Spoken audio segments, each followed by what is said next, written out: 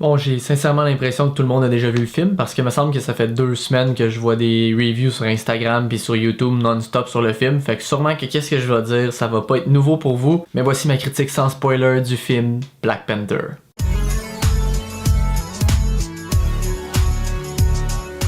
Donc, les événements de Black Panther réalisés par Ryan Coogler se déroulent pas longtemps après Captain America Civil War, quand le père T'Challa a été assassiné. On retrouve donc notre prince qui a récemment pris les relais pour le rôle de Black Panther dans le film de Captain America, qui retourne dans son pays natal, le Wakanda, pour être officiellement couronné roi. Il y a un sujet qui va être au premier plan tout le long du film, puis qui va occasionner plusieurs débats entre T'Challa, ses guerriers, sa famille, puis la communauté en général. Et c'est par rapport au fait que Wakanda a été créé sur un sol qui a été infecté par du vibranium après qu'un météorite ait entré en collision avec la Terre. Et le vibranium, c'est ce qui a permis aux ancêtres du roi d'avoir les pouvoirs de Black Panther pour la première fois, mais c'est aussi ce qui a permis de cacher le pays de Wakanda au reste de la planète, qui pense que c'est un pays du tiers-monde, et de créer toutes sortes de technologies qu'on peut pas retrouver nulle part sur la planète. Donc c'est là où souvent la discussion s'enflamme. Il y a des gens qui sont pour la conservation des traditions et continuer de se cacher au monde extérieur parce qu'ils croient que c'est comme ça qu'ils ont réussi à survivre avec le temps. Et il y en a d'autres qui croient que, étant donné qu'il y a plein de problèmes sur la planète, ils devraient être un peu moins égoïstes, partager leur technologie, leur savoir-faire pour aider la civilisation en entier.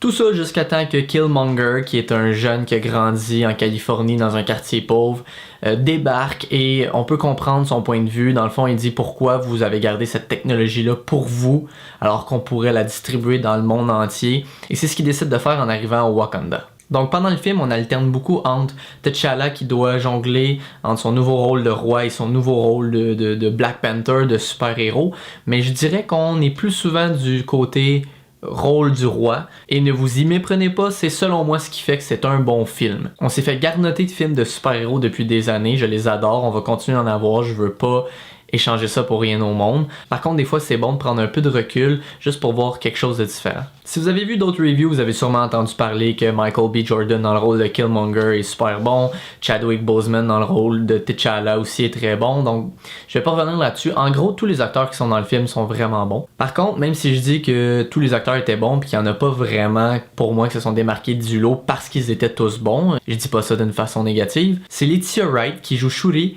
la petite sœur de T'Challa. J'ai adoré son personnage, premièrement parce que l'actrice, je la découvre pour la première fois. En plus d'être très jolie, elle était très bonne, elle était très charismatique et j'ai vraiment adoré son personnage. Dans le fond, c'est elle qui travaille dans les labos à faire avancer la technologie grâce au vibranium. Donc, elle crée de nouveaux trucs, elle crée des nouvelles armes ou des nouveaux gadgets pour Black Panther. Ça fait d'ailleurs un petit peu une petite scène à la James Bond, seulement une fois là, au début quand elle lui montre des nouveaux trucs, des nouveaux gadgets. Donc, c'est quand même cool, mais j'ai vraiment aimé son personnage. Elle est très drôle, mais de façon appropriée, c'est-à-dire que c'est pas de l'humour déplacé. D'ailleurs, je vais y revenir avec l'humour, mais je l'ai vraiment aimé. L'histoire que je vous ai résumée, je l'ai trouvée très intéressante. On s'entend, c'est rien qui va révolutionner l'univers cinématographique, sauf que elle était bien ficelée, elle était bien écrite. Tout m'a semblé faire du sens, et même si c'était rien de révolutionnaire, ça a quand même eu l'effet d'un vent de fraîcheur pour moi. Premièrement, à cause de tout ce qu'on découvre du monde de Wakanda, c'est quand même un pays créé de toutes parts, donc j'ai vraiment aimé voir la technologie, voir les décors, voir les paysages. Les effets spéciaux étaient très bons. J'ai entendu des critiques qui disent que des fois ça paraît pendant qu'il parle qu'il y a un green screen à l'arrière. Quand je vais voir un film de ce type-là, je cherche pas à voir les effets spéciaux. C'est-à-dire que je le sais que c'est faux et que c'est fait à l'ordinateur. C'est un film de super-héros. Alors j'essaie pas de voir qu'est-ce qui est fait à l'ordinateur. Je mets mon cerveau à off par rapport à ça. Et le seul temps où je vais en parler, c'est s'il y a quelque chose qui pour moi, sans même y réfléchir, c'est évident que c'est mal fait. Un peu comme dans la Justice League, il y a des effets spéciaux très dégueulasses quand on prend en considération les films que Marvel font. Donc si pour moi c'est pas flagrant que c'est dégueulasse, j'y porte pas attention, et en ayant cet état d'esprit-là, j'ai pas remarqué des effets spéciaux mauvais dans le film. Personnellement, j'ai eu aucun problème avec les effets spéciaux. Donc en plus de Wakanda qui rend l'histoire intéressante, ben on tourne autour d'un personnage qui pour une des rares fois dans la MCU est pas arrogant, est pas cocky, et pas cherche pas à faire rire tout le temps, et pas imbu de lui-même.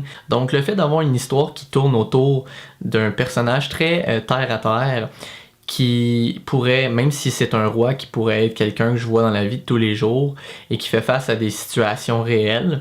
J'ai trouvé ça très intéressant, donc c'est ce qui fait que pour moi, j'ai pas senti de longueur. Le personnage de Killmonger, dans la plupart des critiques que j'ai vues, j'entends souvent le fait qu'on le voit pas pendant une bonne partie du film. On le voit un peu au début, on le voit un peu plus tard et il revient.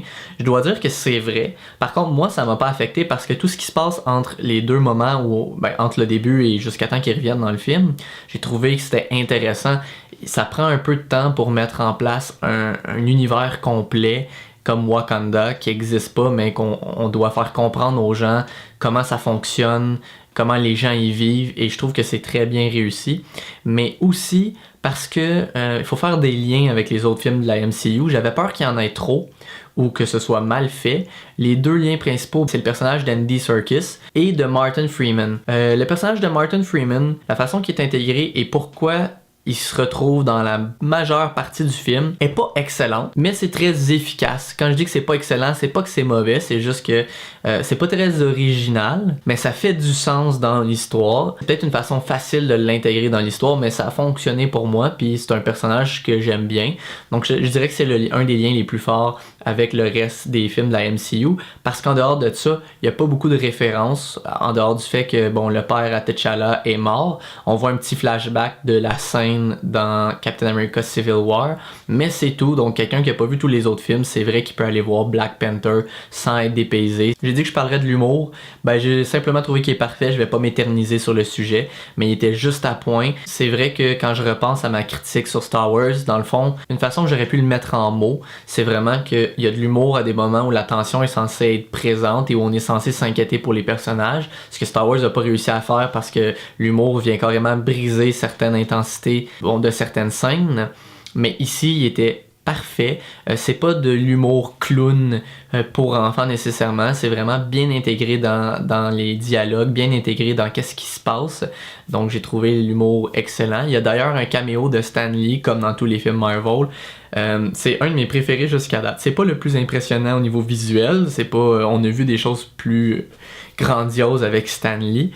Par contre, qu'est-ce qu'il dit et qu'est-ce qu'il fait dans son caméo, ça m'a fait rire, j'ai trouvé ça excellent. Je pense vraiment que c'est un de mes caméos préférés de la part de notre fameux créateur. J'avais peur que le film soit très stéréotypé et qu'il y ait un agenda politically correct, donc on essaie de faire passer des messages, et heureusement c'était pas le cas, on s'est vraiment concentré sur l'histoire du personnage. Donc encore une fois, j'ai vraiment bien aimé le film. C'est pas mon préféré dans l'univers de Marvel, mais il est très bon, il se démarque des autres, mais vraiment c'est un film qui est divertissant. Les combats sont cool, mais étonnamment, les combats qui m'ont le plus intéressé sont ceux où il n'y a pas trop d'effets spéciaux. Des combats qui sont plus corps à corps, à main nue. Mais les combats où on voit vraiment Black Panther se battre à la Black Panther, c'est vraiment comme ce que vous avez pu voir dans la bande-annonce, mais aussi, si vous vous rappelez, un peu les combats dans Captain America Civil War, quand il jump quand il saute sur le véhicule, le genre d'atterrissage qu'il fait. Donc c'est vraiment exactement le même genre de combat qu'on retrouve dans le film. Alors à ce niveau-là, si vous avez aimé ça, vous allez encore aimer ça.